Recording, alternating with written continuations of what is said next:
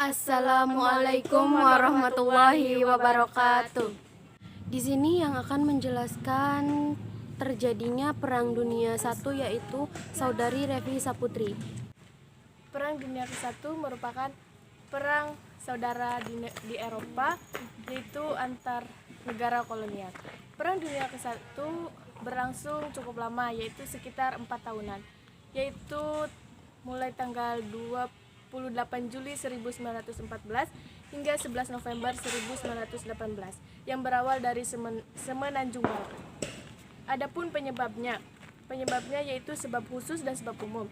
Sebab khusus Perang Dunia ke-1 adalah pembunuhan putra mahkota Austria-Hongaria yang bernama Franz Ferdinand di Bosnia oleh Gavrilo Princip, seorang Serbia.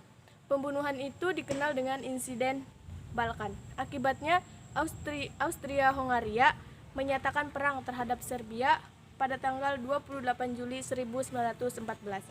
Dan sebab umumnya yaitu pertentangan antara negara-negara Eropa seperti Jerman dengan Prancis, Jerman dengan Inggris, dan Jerman dengan Rusia, sehingga terbentuklah persekutuan. Pihak-pihak yang terlibat dalam Perang Dunia ke-1 yaitu pihak sentral dan pihak sekutu. Pihak sentral dipimpin oleh Jerman dan pihak sekutu dipimpin oleh Prancis. Akhir dari Perang Dunia ke-1 yaitu kalahnya Jerman di front barat. Terima kasih kepada Revi Saputri telah menjelaskan terjadinya Perang Dunia I dan akan dilanjutkan oleh Saudari Dinda Sari mengenai dampak dari Perang Dunia I. Dampak Perang Dunia I dalam bidang ekonomi yaitu hancurnya sarana fisik dan non-fisik. Yang kedua, hancurnya pusat-pusat industri di Eropa. Yang ketiga, terjadinya pengangguran massal di Eropa. Dalam bidang politik yaitu runtuhnya 4 kekaisaran besar di Eropa kemudian menjadi negara-negara republik. Yang kedua, peta perubahan wilayah Eropa setelah Perang Dunia ke-1. Dalam bidang sosial, Perang Dunia I yaitu menelan banyak korban. Yang kedua, dibentuk League of Nations. Perang Dunia I menelan banyak korban.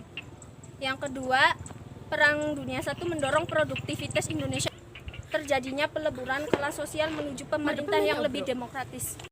Terima kasih kepada Saudari Dinda Sari yang telah menjelaskan beberapa dampak dari terjadinya Perang Dunia I. Di sini saya akan melanjutkan untuk menjelaskan tentang Liga Bangsa-Bangsa atau sering disebut juga dengan LBB. LBB adalah sebuah organisasi internasional yang didirikan setelah Konferensi Perdamaian Paris 10 Januari 1920. Fungsi utamanya yaitu termasuk melucuti senjata, mencegah perang melalui keamanan kolektif, menyelesaikan pertentangan antar negara-negara melalui negosiasi dan diplomasi, serta memperbaiki kesejahteraan hidup global. Ide pembentukan LBB ini diawali dari usaha untuk menciptakan perdamaian selalu muncul setelah lenyapnya peperangan pada Perang Dunia I. Beberapa upaya perdamaian telah dilakukan oleh tokoh-tokoh dunia. Salah satunya adalah pemikiran Woodrow Wilson. Sebelum Amerika Serikat terlibat dalam kancah Perang Dunia I, Woodrow Wilson telah mengajukan usul untuk mengakhiri perang dan menjamin adanya perdamaian.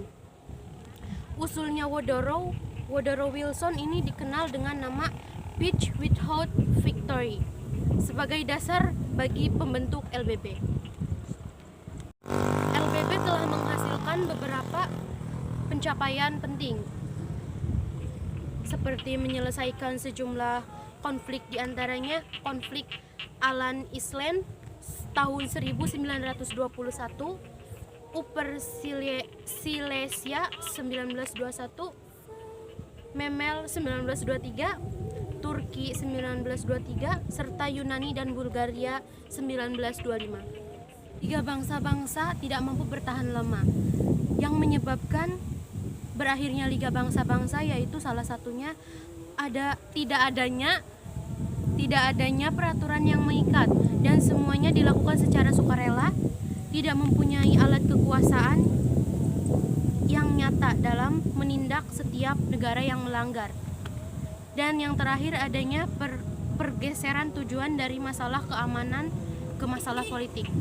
Baik, di sini akan dilanjutkan dengan penjelasan tentang PBB atau Perserikatan Bangsa-Bangsa.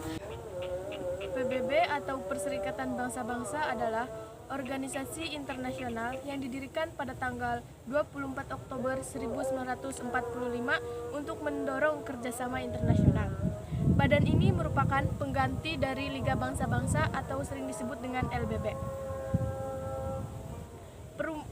Pertemuan yang menghasilkan Piagam Atlantik atau mendapati dunia yang semakin kacau akibat perang, Presiden Amerika Serikat dan Perdana Menteri Inggris kemudian memprakarsai pertemuan yang menghasilkan Piagam Atlantik atau Atlantic Charter yang isinya tidak melakukan perluasan wilayah di antara sesamanya, menghormati hak setiap bangsa untuk memilih bentuk pemerintahan dan menentukan nasib sendiri, mengakui hak semua negara untuk turut serta dalam perdagangan dunia, mengusahakan terbentuk perdamaian dunia, mengusahakan penyelesaian sengketa secara damai.